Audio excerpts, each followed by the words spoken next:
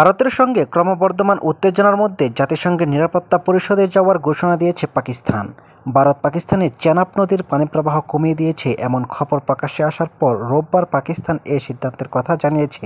পাকিস্তানের পররাষ্ট্র মন্ত্রণালয়ের এক বিবৃতিতে বলা হয়, ভারতের সঙ্গে তীব্র উত্তেজনার মধ্যে এই অঞ্চলের সর্বশেষ অবস্থা জাতিসংঘ নিরাপত্তা পরিষদকে অবহিত করার সিদ্ধান্ত নিয়েছে পাকিস্তান।